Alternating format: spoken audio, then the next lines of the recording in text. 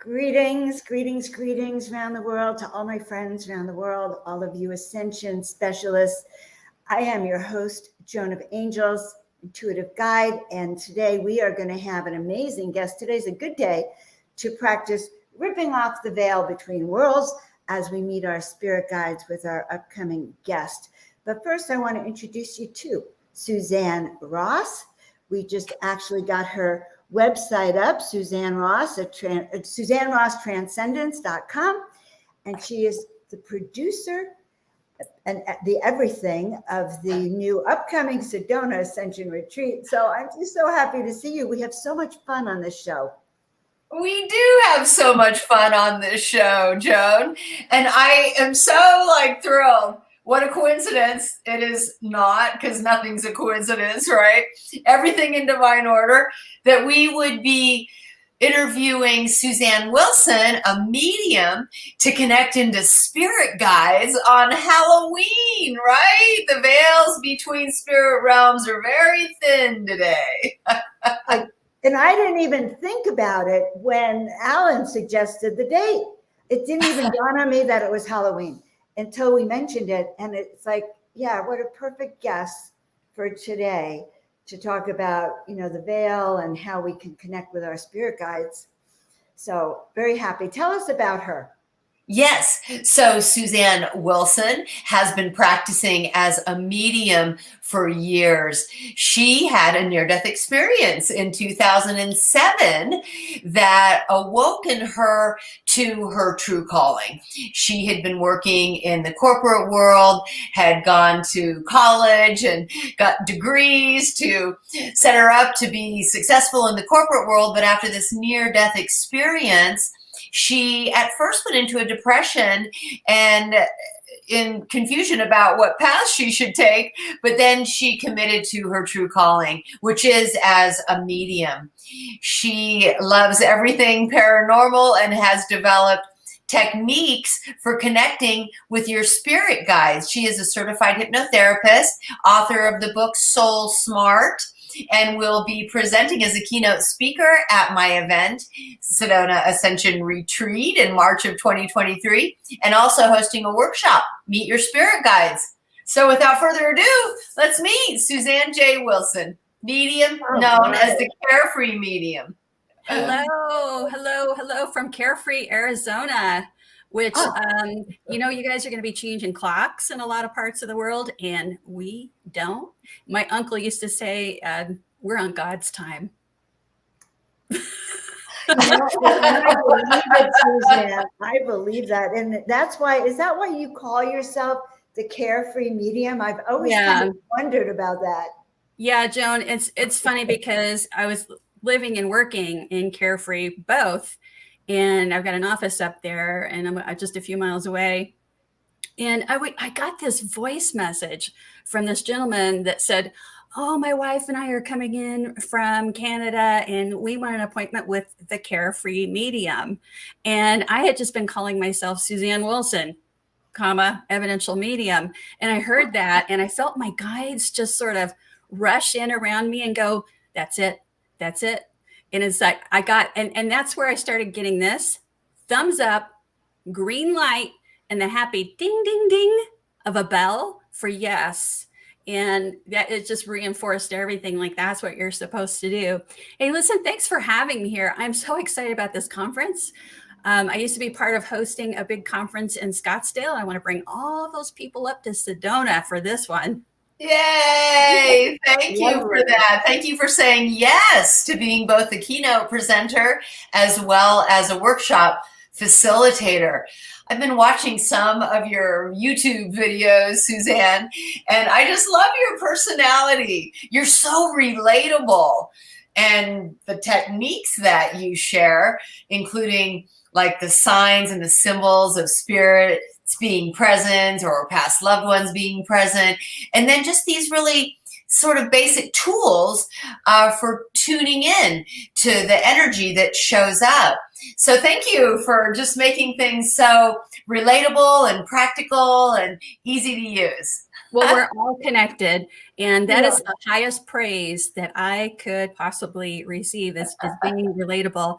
I think that when we're doing anything to connect with our higher self, our inner wisdom, the guides around us, the wisdom of the universal consciousness, wherever it's coming from, we discern it, and we need to learn to trust it. And one of the best ways to trust it is to know that you are connected too. We all have gifts. You just identify and leverage yours the best that you can. But it's got to be fun. It's got to be lighthearted. And, you know, I'm looking at Halloween and I'm thinking, yeah, this is the one time a year I feel like the veil is intrinsically thinner. But the rest of the year, people are asking me, is the veil thinning? And I'm saying, well, if it is, we're the ones thinning it. It's because we're accepting that we all have gifts. We're accepting that there is no separation really between each other and with divine source. So it's good stuff, but you know, we want to take away the fear. We want to take away the, oh, I don't know, I might know something that I don't want to know, or find something out I don't want to find out. And there's no reason to fear anything, because when you tune in and you are attuned, you're only going to attract that beautiful light around you and beings that are from the light. They're for your best and highest purpose. So even though we got spooky stuff going on in Halloween, it's like the fun of the jump scare, you know, it's like the giggly, childlike fun. Enjoy that part. But yeah, the veil is super thin today. Woo!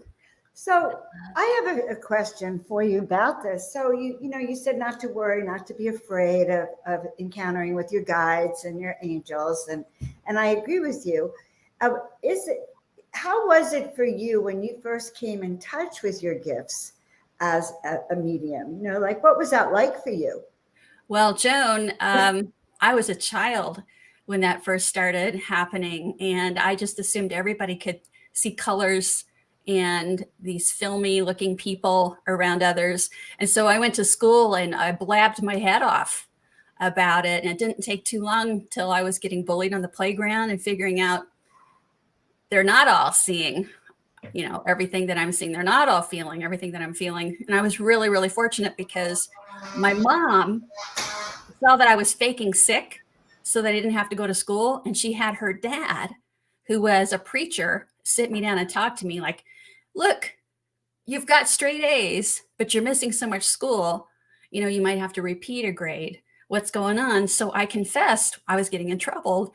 And the things that I would see, to my surprise, that preacher granddad of mine said, I see these things too. And so he became sort of a mentor for me at a young age. I only had him into my early teens, but it set me on a path of, at some point, I'm going to use this. I don't know when, I don't know how. And so I just had a life full of secretly developing abilities until I had a near-death experience out me, more or less. Talk about that. What happened and how you became aware of the other side during your near-death experience. Well, here's something that nobody knows. Just a few days ago, I got pretty close to anaphylaxis, which is what killed me in 2007, only for a moment, but I got allergic to something, some lotion or something, just a few days ago, and I broke out in these hives and blisters, and my throat was getting tight and sore. And I'm like, oh my God, where's my EpiPen? I haven't had anything like this since dun, dun, dun, my near-death experience. But this time I could feel my guides around me. This time I knew who my healing guide was, my primary guide, who is sort of like supervising the team. I could tap into the wisdom, and they're like, you're going to be okay. Call your doctor, but go take this, go do that. And I was okay. I was not that lucky 15 years ago. 15 years ago, the only luck that I had there was I died in a doctor's office. I mean, come on, guys, if you're going to need to be revived, what better place than a doctor's office, right? So I was having allergy tests, and I was coming back for the second time. And they said, there are some things we really want to check out here. We're going to up the antigens, give you a stronger dose. I'm like, okay, whatever. I'm just trying to not look. It's like you've got your arm out and they're, puncturing you and put these little things in. I got real hot. I got real sweaty. And the tech said, I think you're having a hot flash. And I'm like, I'm sick. I do not feel well. Go get somebody. By the time she came back in, my throat was closing, much worse than the other day. I was honking like a goose, you guys. You ever heard a goose honk? It's loud. It's obnoxious. That was coming out of me. I got out a couple of words, help me. The next thing that happened was there were 2 doctors. There was 2 technicians. The technician on this arm was holding me up from this side. The technician on this arm was holding me up. The doctor was saying, hold her up. And I was like, that last breath, you can feel when your heart stops, you know it. I felt that last beat. It was like boom, boom, boom. And then there was a pop. And I popped backwards and slightly above myself. I was out. And then I looked at the people. All 4 of those people working on me were moving in slow-mo. They were like just barely moving in my perception. They did not look real. They looked like cardboard cutouts. I would tell you that to me, their eyes looked dead. Like there was nothing there. Like that was the fake stuff. And the real stuff was where I was now. And oh, by the way, where is that? And I had the presence of mind. And Susanne and Joan, I know you'll love this. I had the thought to look at the back of my head and go, I need to fix that spot right there and fluff up the hair a little bit. And what? Where am I? And just as I'm about to really freak out, I'm hearing this beautiful music. And I'm a bit of a musician myself. Piano's my favorite. And this is music I've never been able to reproduce. I even had an interview with a journalist one time who was trying to reproduce music from near-death experiences. But it's so lovely and it goes through your body. Then I had arms around me. And it was my grandfather, the preacher, who had passed many, many, many, many years ago. And I was like, oh, I'm so happy to see you. Where I want to hug you. But he was behind me and I couldn't see him. I could just feel him. And the colors were amazing.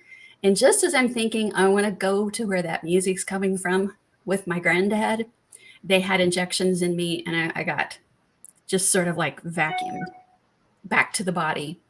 And from that moment on, I could not only could I not hide the abilities anymore or pretend like, yeah, we're just going away for the weekend and I'm at some woo-woo conference, right? Now I teach at those.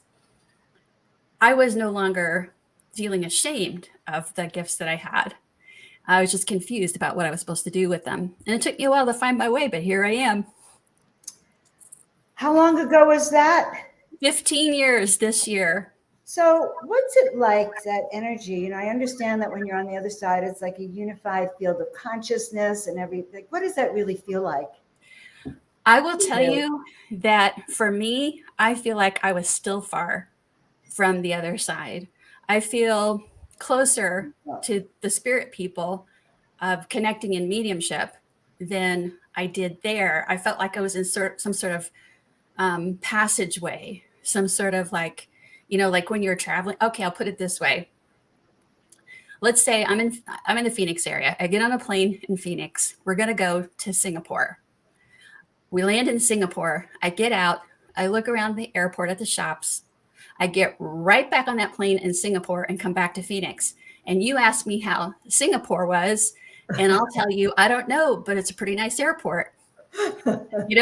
It was that kind of feeling. Mm-hmm. And all I could think of in the immediate aftermath of that, I was nowhere near integrating it for years. That's what just deepened my studies and deepened my resolve to figure out what in the heck to do with these abilities. But immediately it was like, I felt like, well, they spit me back out. And what I haven't told you yet is there were words said. Your work has not started yet.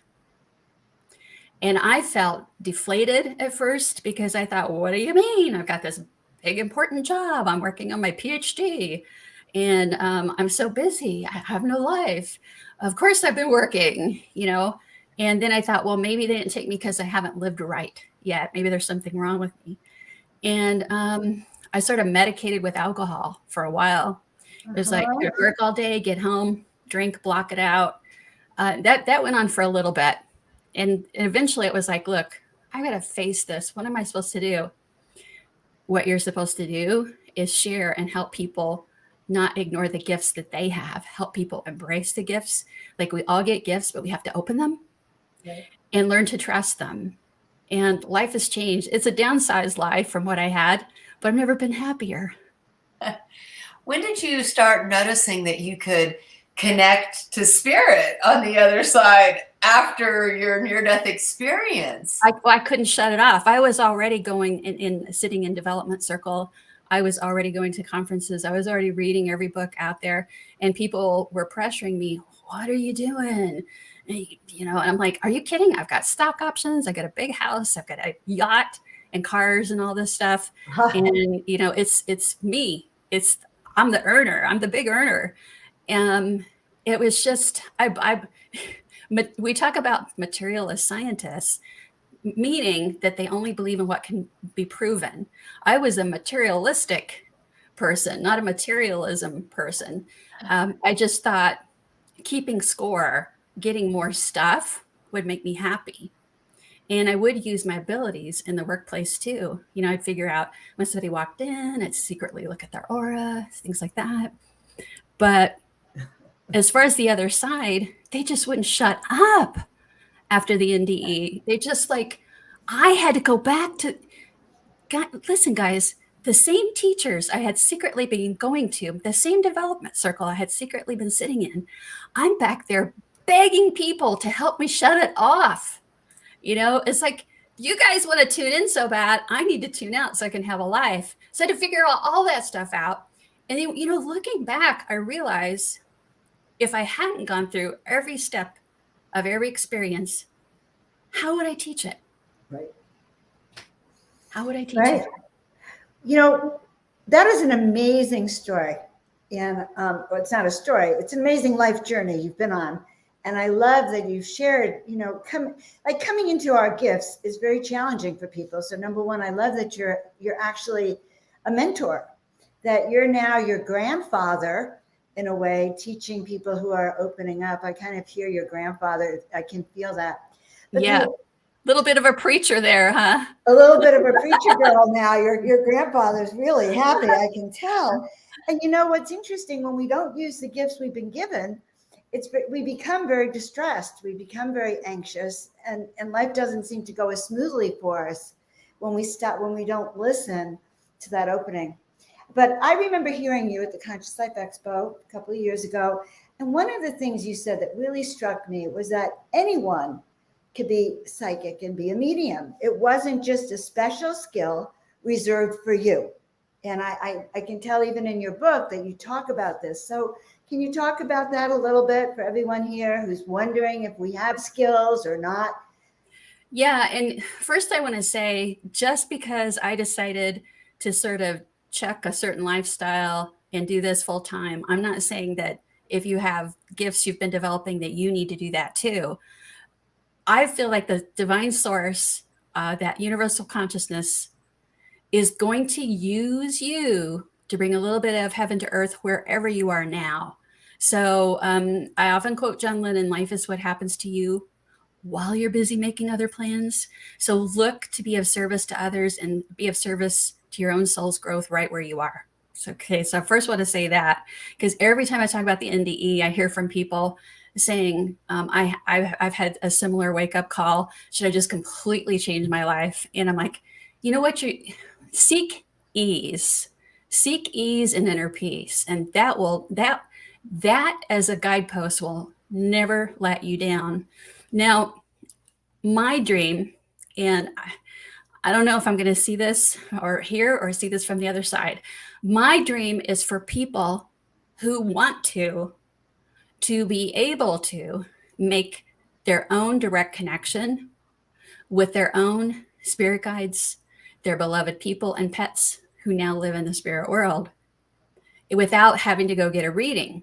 And I think what's going to happen is those who do readings will be more like teachers. You know, somebody may come to you one time and then they're learning, and you become a teacher and you move into an even higher elevation of the work that you've been doing. And the most important thing, the most important thing you can do right now to improve your intuition is to journal and be kind. And I'll tell you why. So you guys take note, because this works. I've been watching students do this for over 15 years now.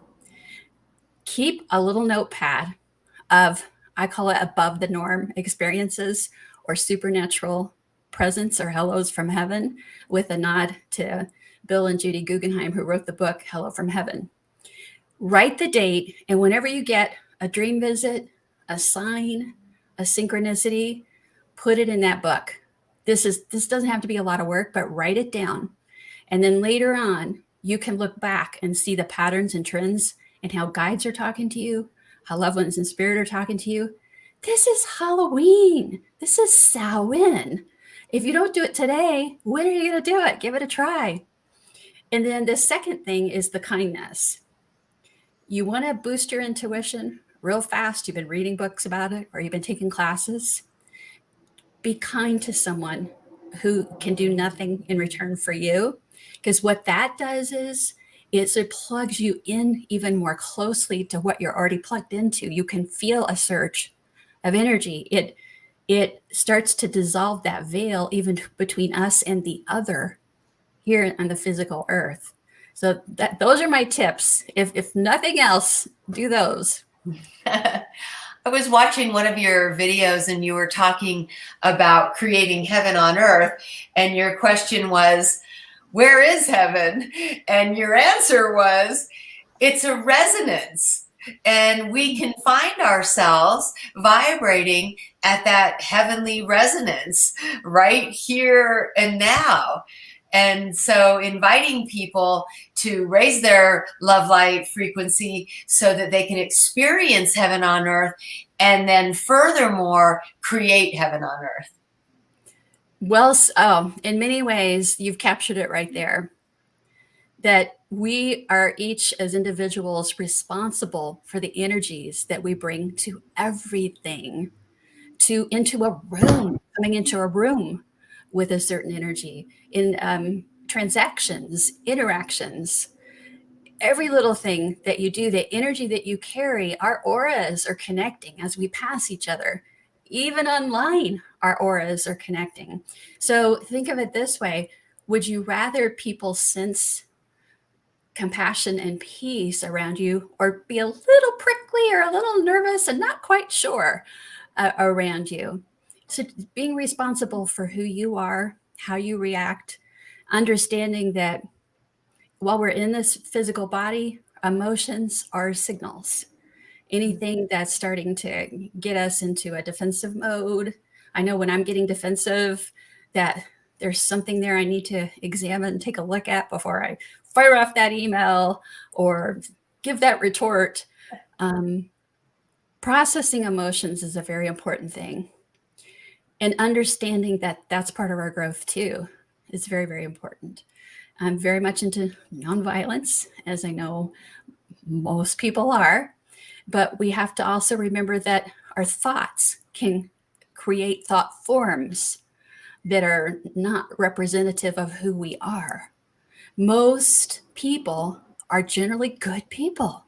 We get up every day, we do the right thing, we pay our bills and taxes, we take care of each other.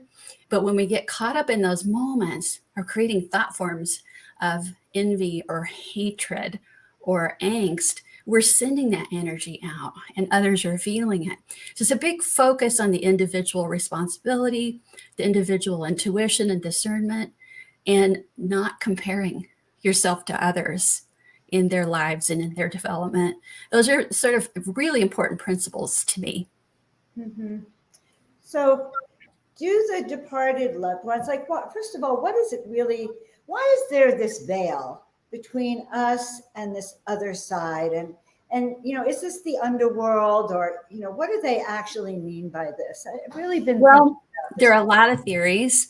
I've had the good fortune to meet and work with a lot of great people who propose theories in quantum physics and quantum mechanics, and who study mediumship in universities and things like that. And one of the theories is that we need to have a separation that we perceive, because it keeps us from remembering who we truly are, so that we can learn our life lessons here on earth. In other words, if the teacher gave you the answers to all the test questions, how would you learn anything? So that's a theory.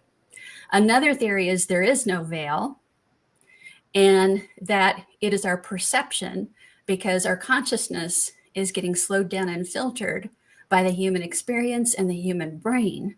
If you listen to Eben Alexander, who I had the good fortune to work with a couple of times now, he's the MD that had the almost brain dead coma for a week and came out with this amazing near-death experience. He tells us that you are a conscious being in spite of your brain, not because of it. So a lot of it is perception, filtering, needing to have experiences. And when people keep, like I said earlier, when people keep asking me, is the veil thinning? More people are connecting. I'm like, well, it's like, which comes first, the chicken or the egg? Are we thinning the veil because more people are realizing that connection with guides and loved ones, or, the other way around? But yeah, heaven is right here. And just as Susanne said, it's a different resonance.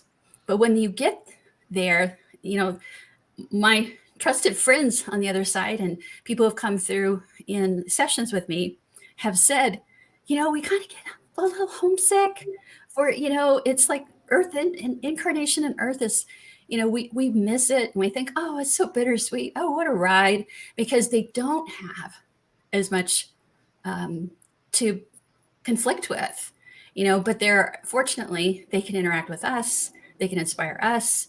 They can inspire us through whispering in our ears, lining things up, creating synchronicities, helping us get that mortgage on our house, helping find cures for diseases, things like that. And they have universities, halls of records, meeting places. Life sounds great. And yet people keep wanting to come back here. Go figure, right? There must be something great about Earth. Do they tell you why they want to keep coming back here? Some say because they miss the thrills. They miss the extremes in the feelings. And I'm thinking, shouldn't you be pretty nirvanic where you are? So I guess when this life is over and I go back, I'll remember it all and I'll understand it all. But there was one researcher who said about 10 years ago, he said that the souls were coming through to different mediums that he had been studying, and that there were more souls wanting to be born than there were people being born on Earth. And there was a wait. So I don't know. That's kind I've heard that before too. I have, right? And you can imagine like who people are when they cross over is probably not terribly different than who they were here, right? So some people we know are very dramatic, right? Yeah. And they like to create drama, and they like to stir things up, or, people get really jacked up about this, that, or the other, just super passionate, or maybe really confrontational, right? Like, I think at this point, and those of us who've been on the spiritual path for a while, we're more looking for that just like blissed out ease and grace, inner peace. Totally.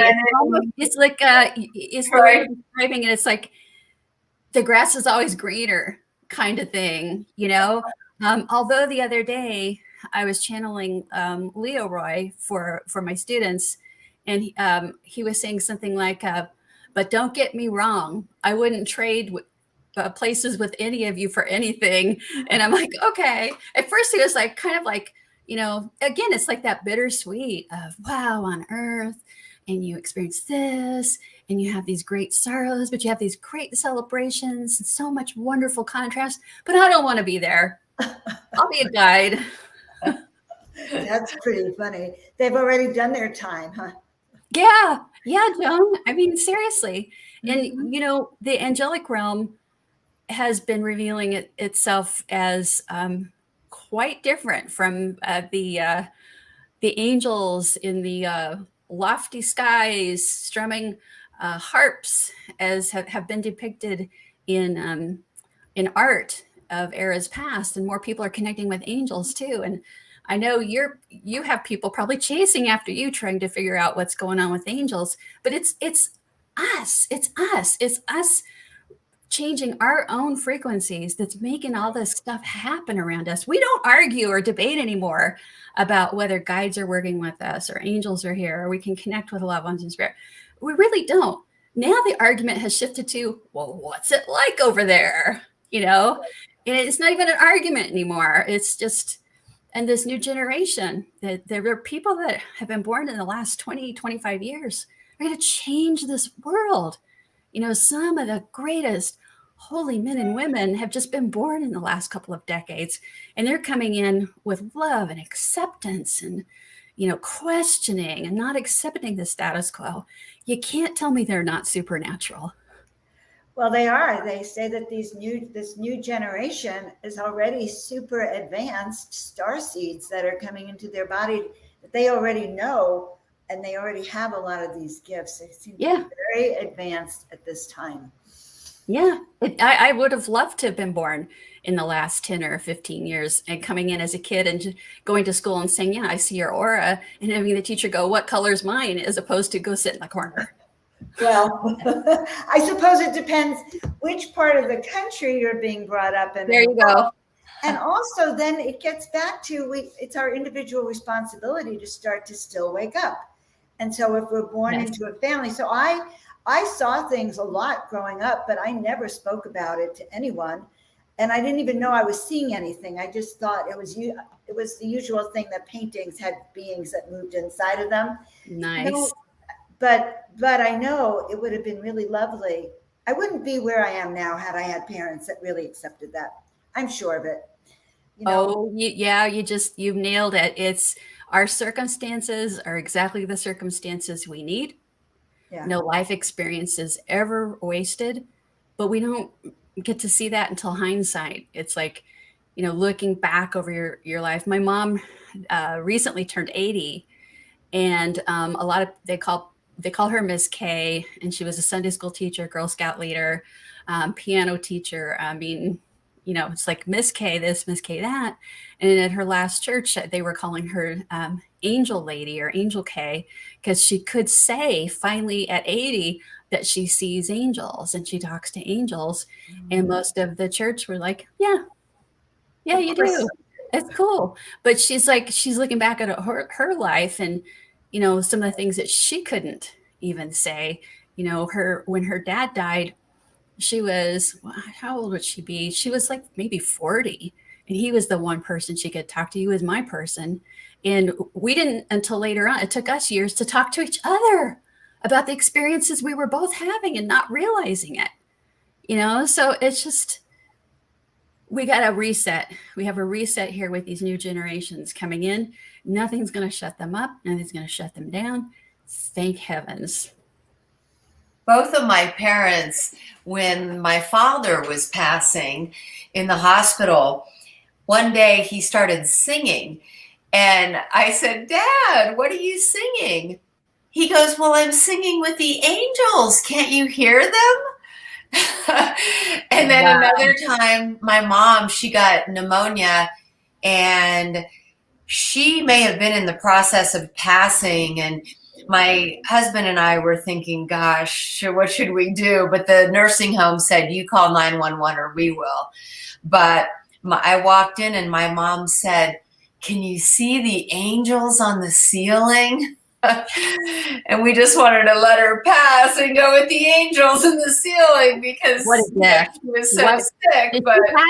Did she pass? No, we had to call 911. The nursing home said either you call 911 or we are. They didn't want the liability, or I don't know. But anyways, she survived, and apparently her soul wasn't ready to pass. because Good. she's still with us and I love her dearly. But she is so connected to the other side now. She sees her father. She sees my father. She tells me that my dad comes and my dad passed several years ago, that he comes and kisses her every morning. And she talks about her parents who passed a long time ago all the time. And Beautiful. yeah, it is. And she's, you know, I can tell she's kind of looking forward to being with them on the other side ultimately. That is the great gift right there. It's the ease in life that we get once we realize that, you know, this is just a chapter. This entire life is a chapter in Right. the eternal nature of our souls, and that there's just such a beautiful dimension for us to be in, and many dimensions once we're out of this body. I'm thinking, how do you limit an unlimited power that we have? You know, our challenge here is to realize that we don't have to be limited, that we can always get that peace that surpasses all understanding. But first you got to make inner peace your priority. And so your mom there is teaching, she's gifting you guys. And it's a gift of knowing that she's going to be peaceful when it's her time. Beautiful. It's a beautiful experience. When my dad passed, I told him, do something with electricity, because I knew, like, when he was getting really sick, we started to talk about the other side and what might happen when he passes. And so when he did pass, I was sleeping in his room because he'd been staying at the hospital. I walked into his bedroom and the lights in the room just started flickering on and off and on and off. And I said, good job, Dad. You figured that out. You know, and that is so magnificent. It also makes me think these things can run in families when they're really, really strong, like that, our sensitivities, don't you think? I mean, it sounds like you may have gotten it from both parents. Oh, definitely. I can definitely sense spirits. And when my mother-in-law passed in our home a few years ago, she stayed behind and she was in the corner of my room. And my dog wouldn't sleep in my room. My dog would stand up on the edge of the bed and stare into the corner of the room and then run out, right? Nice. He wanted to stay and just leave a message thanking me for all that I had done for her while she was in the process of passing for several months. And that made me cry. And then I had a psychic friend with me who knew how to put her spirit on, who called in these two transport angels and a golden platform, who came down and put her spirit on the platform and transported her up to heaven so that she could have all of her consciousness with her. That was a pretty amazing experience. But certainly as I started to really do the practices to expand my psychic awareness, which, you know, had to do with opening the third eye, running energy through the chakras, all of that, I really started to sense and see spirit, and then had, you know, developed the ability to communicate with spirit beings and interdimensional beings. And yeah, because I was a kid, I could see spirits I had all these invisible friends, right? Yes. But like yourself, you know, we shut it down when we started to go to school. But then when I really stepped on the spiritual path, I just reawakened it, right? And wanted to be able to communicate with spirits and other interdimensional beings. And so I worked on developing it. Yeah, doesn't it feel like a lot of things are just kind of like, they're just set up for us. You know, it's like we just walk into this next experience like, whoa, wait, what's going on here? And gifts unfold. And it's not what you expect it to be. Sometimes, you know, people talk about manifesting, for example. It's you remember to say this or that which is for my best and highest purpose, you know, because you may shoot too low, you may aim too low. Going back to my granddad, he used to say, we live so far below our privileges as children of a loving God. And I've carried that with me my whole life of, you know, what is the one simple thing that's called for in this moment that will lift someone else up. That rising tide raises all boats. And so that's why I always go back to the kindness and compassion, making you more intuitive. First off, it's like the carrot, be kind, keep your thoughts kind. Don't create thought forms that you wouldn't want to live in all day long. And by the way, if you're kind, you'll get more intuitive too. You still have to work on it. You still have to journal. You still have to develop trust through repetition, having things happen over and over and over. But along the way, we get these beautiful rewards. We get, things like the parent telling us something they experienced, or a random person. I'll be in line in a grocery store and have somebody turn to me, and you can't make this up, and just say, I got a sign from my dad the other day. I'm like, do I know you? Yeah. Or they'll, just tell me, it's really been rough lately. My son's been so sick, he's in the hospital. And I'm just standing there and I'm like, okay, what am I doing? And I'll hear or feel, just listen. Just listen. That's all it is right here. But, I think people in general are having more of these experiences of a stranger just opened up to me all of a sudden, because it's like we're answering the call now. We're answering the call. And that call is that universal consciousness, that oneness. Mm-hmm. And so the more that we throw out the idea of separation, the more intuitive we are, the more ease we find, the less difficulties we have processing emotions, the more we can turn disappointment into a supercharged spiritual battery. I remember one time I had to go out on stage. There were 180 some people.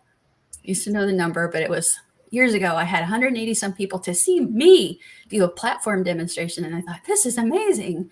And I got some really bad sort of personal business news on the phone like an hour before. I went into the green room at the hotel and I just said, Holy Spirit, guides, angels, loved ones, everybody, gather around. I'm going to take all of this anger and disappointment I'm feeling, and maybe some rage, and I want you to put that into my spiritual battery and let me go out and help the most people get messages that are helpful, hopeful, and healing. And I killed it. It was great. It was like, yeah, that's what you do. Of course, I'm exhausted after that. But the funniest thing was I got the gift too, because the gift that came back to me was I felt ease going through that personal situation. Like, you know what? That happened. I'll deal with it. And so, just walking the path every single day and using the tools that you're learning right now can change so many things in your life and open up every day to miracles. I firmly believe that. People say, I can't meditate. I'm like, can you walk? Great. Go out and walk in Mother, Father, Nature. Or I can't meditate. And I'm like, do you like music? What kind of music do you like?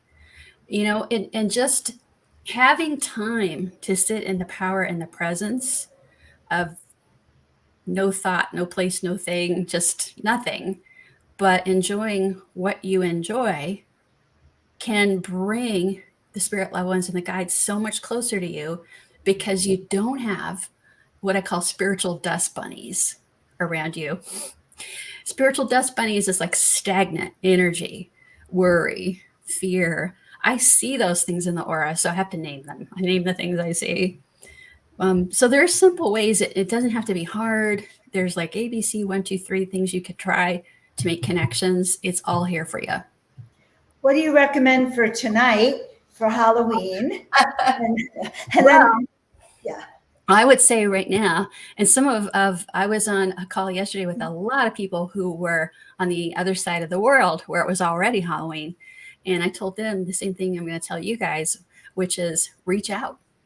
I just got back from several weeks in like the home of Halloween, Ireland and Scotland.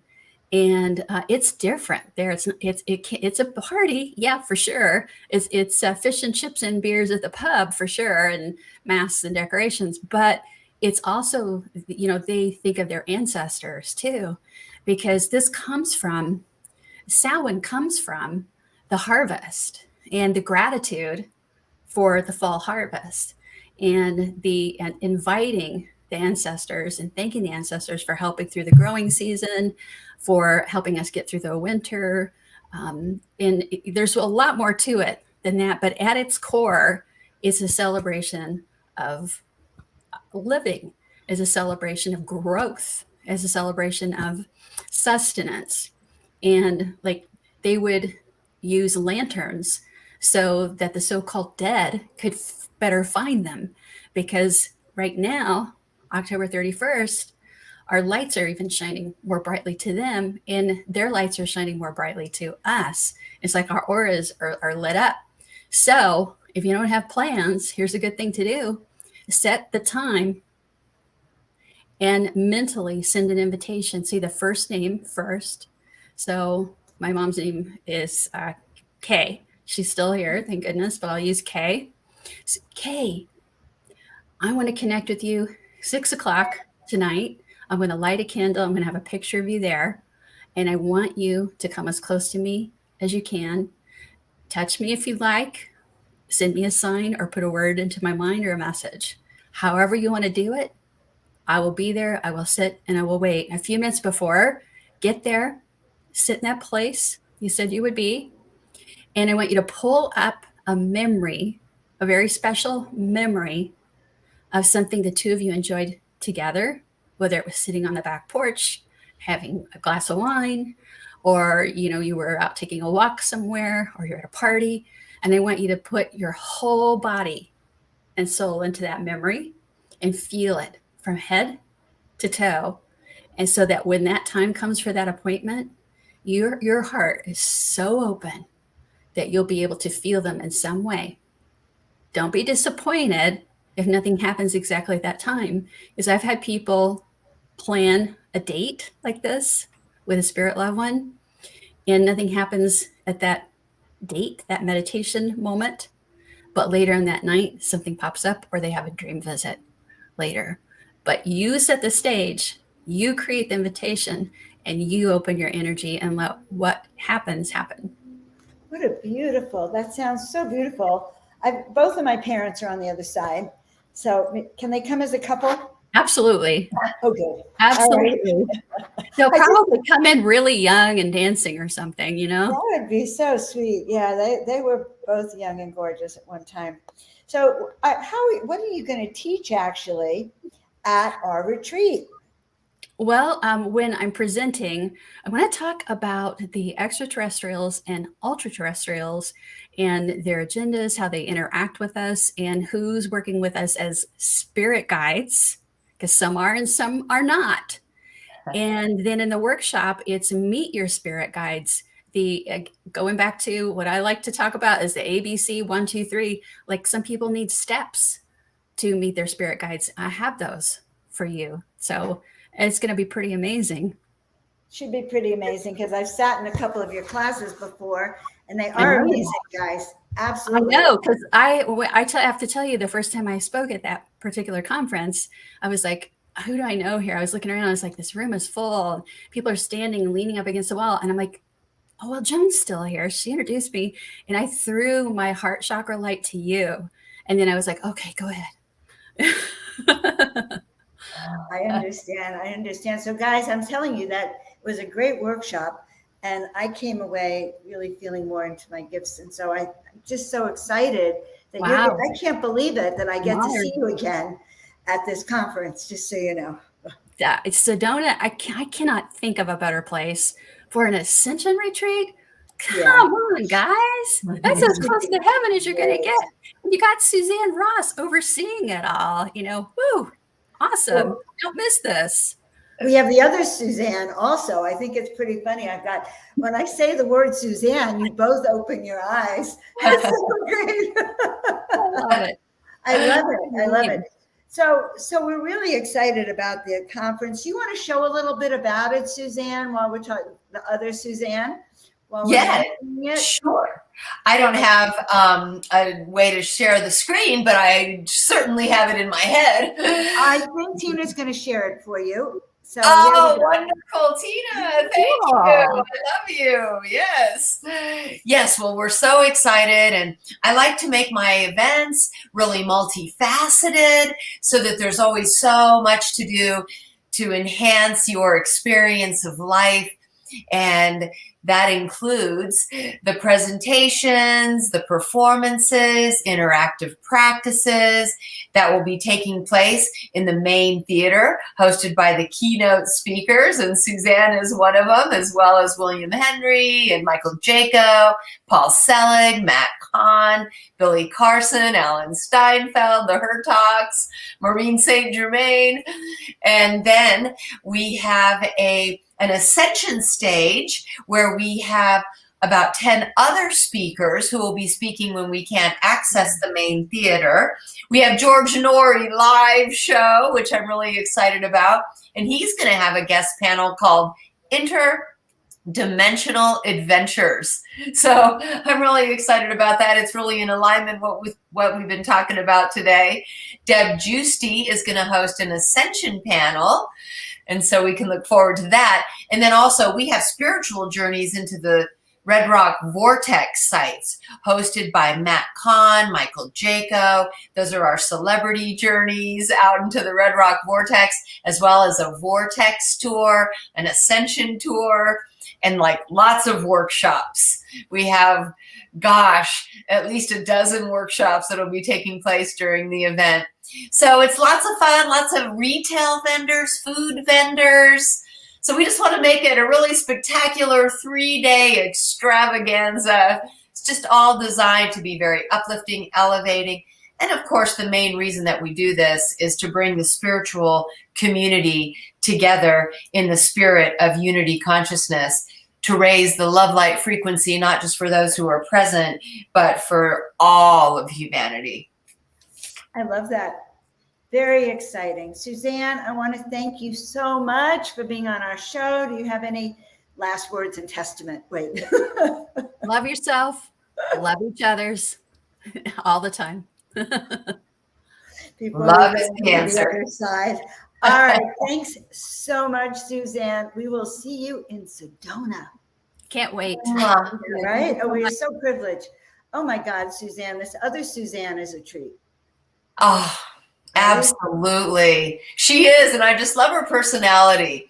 I just love how down to earth she is, as well as how expanded she is. Right? That really stood out for me about how relatable she is. She's got a good sense of humor, and she just brings everything down to such a simple way of connecting with spirit. And I love that she's talked about being kind.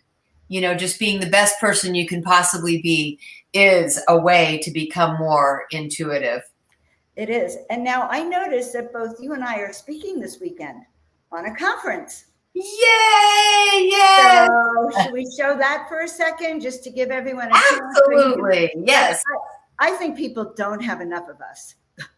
And so it's my mission to give them more opportunities to see us. Guys, we have a great conference coming up with Portal to Ascension this weekend. You guys all know that I help with productions here. It is the largest extraterrestrial awareness event ever taken place. We have 55 speakers, Adam Apollo, Dan Winter. We have our dear friend Suzanne Ross, Geraldine Orozco. I'm going to be speaking, Bridget, Jenna, just a whole array of some of your favorite people. So I'm mentioning it because it's not too late to sign up for the event and join us, and then tell us, oh yeah, I saw you girls the other day. So I hope you join us on that. Absolutely. I love that it's called Ultimate Star Beings, and many of those who will be speaking, including yourself and myself, have had direct contact with extraterrestrials, missing time experiences. And so I look forward to sharing about that during this conference, and how it profoundly shifted my consciousness into higher dimensional awareness. Beautiful. So guys, we've been talking for the last month, Susanne and I, but now you'll get to hear like what we really want to talk about and how we see the world, or consciousness and ascension. So I do hope you join us for that. Anyway, I am your host, Joan of Angels. You can check me out at joanofangels.com and all of that. And we have Susanne Ross. We can check her out at, tell us your website. SuzanneRossTranscendence.com, where you'll find my books, my sessions, the private retreats that I host here in Sedona. I do 2 to 4 day personal retreats that include outdoor journeys and indoor sessions. And of course, I invite you all to join us at our Sedona Ascension Retreat, SedonaAscensionRetreats.com. Beautiful. And guys, we'll see you all back tonight. I'll be live, Miracle Monday, 5 p.m. Pacific. All right, we'll see you all next time. Have a blessed and miraculous week and practice all these ascension tools we've been teaching you. So we'll see you all next time. Happy Halloween.